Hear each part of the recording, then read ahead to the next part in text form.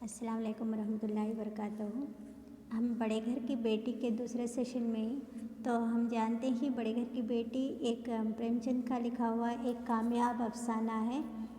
इसमें बीनी माधो सिंह ही और उनके दो बेटे थे जिनके नाम थे और श्रीकंठ सिंह और लाल बिहारी सिंह। तो श्रीकंठ सिंह पेशे से वकील थे और लाल बिहारी सिंह एक अनपढ़ जाहिल लड़का था।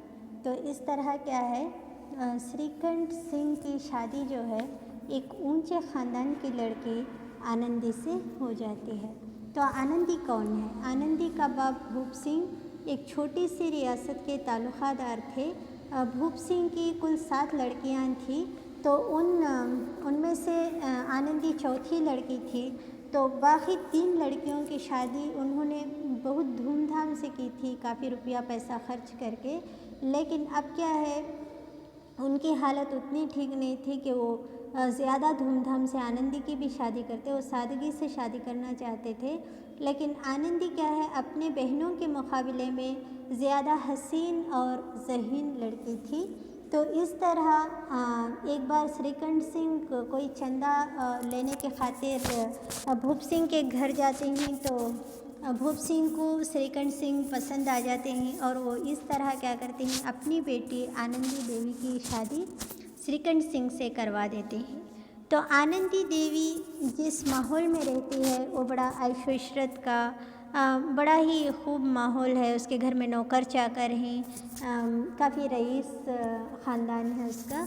लेकिन यहाँ पर श्रीकंठ सिंह के यहाँ वो ऐशो इशरत नहीं है, यहाँ तंगदस्ती है, काफ़ी मजबूरी है इन लोगों की। तो अब ये ससुराल में मैसर नहीं है। उसने जो चीज़ें भी अपने घर से लाई थी, मतलब उसे चहलकदमी की आदत थी, तो अब वो यहाँ चहलकदमी नहीं कर पा रही है। मतलब बहुत सारी चीज़ों में तब्दीली आई है, लेकिन वो इन सारी चीज़ों से समझौता कर लेती है और इन चीज़ों से मायूस हो जाती है।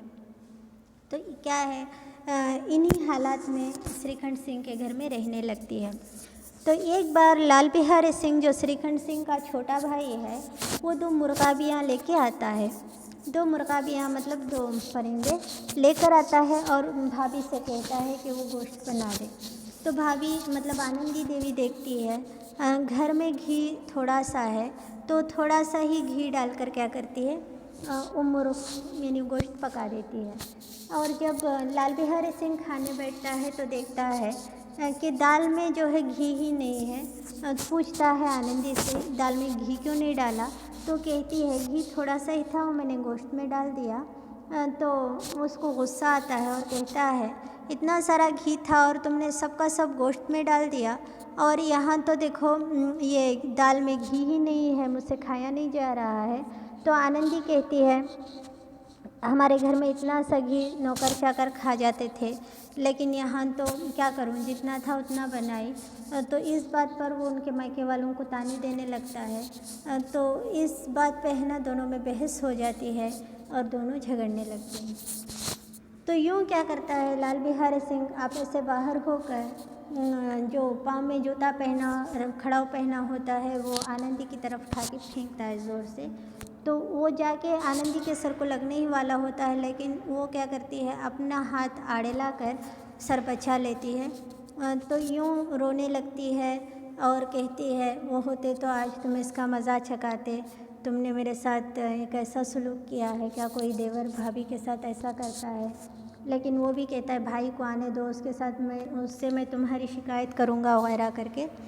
तो यहीं पर ये सेशन ख़त्म करते हैं। यहाँ कुछ सवालात दिए गए हैं। बीनी माधो सिंह के कितने लड़के थे? 2 लड़के थे। श्रीकंठ सिंह का पेशा क्या था? वकील का। आनंदी के बाप का नाम क्या था? भूप सिंह। भूप सिंह कौन थे? ताल्लुकादार। तो यहीं पर ये सेशन ख़त्म होता है।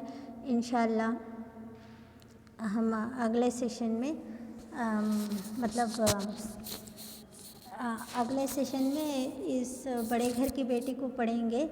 लेकिन इससे पहले क्या है, आनंदी देवी, मुझे यहाँ आपको एक बात बतानी थी। हाँ, श्रीकंठ सिंह की जो शादी होती है, लेकिन श्रीकंठ सिंह भी मुश्तरका ख़ानदान में बहुत भरोसा रखते हैं और लोगों को फ़ैसला सुनाने के दौरान कहते हैं कि मुश्तरका ख़ानदान में ही रहना चाहिए वग़ैरह करके।